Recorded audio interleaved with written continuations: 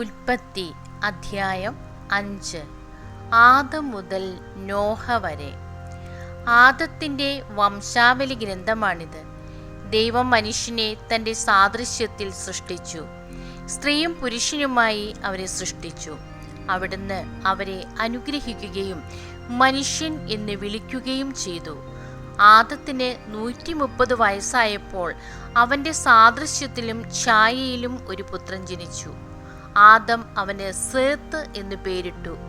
സേത്തിൻ്റെ ജനനത്തിന് ശേഷം ആദം 800 വർഷം ജീവിച്ചു.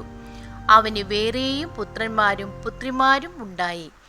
ആദത്തിൻ്റെ ജീവിതകാലം 930 വർഷമാണ്. അതിനുശേഷം അവൻ മരിച്ചു. സേത്തിന് 105 വയസ്സായപ്പോൾ എനോഷ് എന്നൊരു പുത്രനുണ്ടായി. എനോഷിൻ്റെ ജനനത്തിന് ശേഷം സേത്ത് 807 വർഷം ജീവിച്ചു. അവന് വേറെയും പുത്രന്മാരും പുത്രിമാരും ഉണ്ടായി.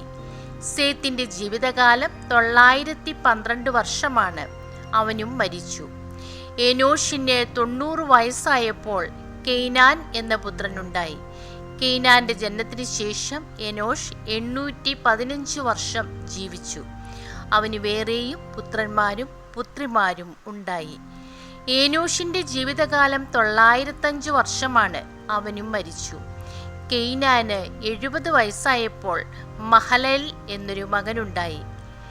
മഹലേലിന്റെ ജനനത്തിന് ശേഷം കെയ്നാൻ 840 വർഷം ജീവിച്ചു. അവന് വേറെയും പുത്രന്മാരും പുത്രിമാരും ഉണ്ടായി. കെയ്നാന്റെ ജീവിതകാലം 910 വർഷമായിരുന്നു. അവനും മരിച്ചു. മഹലേലിന് 65 വയസ്സായപ്പോൾ യാരദ് എന്ന മകനുണ്ടായി. യാരദിന്റെ ജനനത്തിന് ശേഷം മഹലലേൽ 830 വർഷം ജീവിച്ചു. അവന് വേറെയും പുത്രന്മാരും പുത്രിമാരും ഉണ്ടായി. മഹലലേലിന്റെ ജീവിതകാലം 895 വർഷമായിരുന്നു. അവനും മരിച്ചു. യാരദിന് 162 വയസ്സായപ്പോൾ ഹെനോക്ക് എന്ന പുത്രനുണ്ടായി. ഹെനോക്കിന്റെ ജനനത്തിന് ശേഷം യാരദ് 800 വർഷം ജീവിച്ചു. അവന് വേറെയും പുത്രന്മാരും പുത്രിമാരും ഉണ്ടായി. യാരദിന്റെ ജീവിതകാലം 962 വർഷമായിരുന്നു. അവനും മരിച്ചു. ഹെനോക്കിന് 65 വയസ്സായപ്പോൾ മെത്തുശല്ലേഹ് എന്ന മകനുണ്ടായി. മെത്തുശല്ലേഹിന്റെ ജനനത്തിന് ശേഷം ഹെനോക്ക് 300 വർഷം കൂടി ദൈവത്തിന് പ്രിയപ്പെട്ടവനായി ജീവിച്ചു. അവന് വേറെയും പുത്രന്മാരും പുത്രിമാരും ഉണ്ടായി. ഹെനോക്കിന്റെ ജീവിതകാലം 365 വർഷമായിരുന്നു. ഹെനോക്ക് ദൈവത്തിന് പ്രിയങ്കരനായി ജീവിച്ചു. പിന്നെ അവനെ കണ്ടിട്ടില്ല. ദൈവം അവനെ എടുത്തു. 187 വയസ്സായപ്പോൾ മെതുശല്ലേക്ക് ലാമക്കിന്റെ പിതാവായി. ലാമക്കിന്റെ ജനനത്തിന് ശേഷം മെതുശല്ലേക്ക് 782 വർഷം ജീവിച്ചു. അവന് വേറെയും പുത്രന്മാരും പുത്രിമാരും ഉണ്ടായി.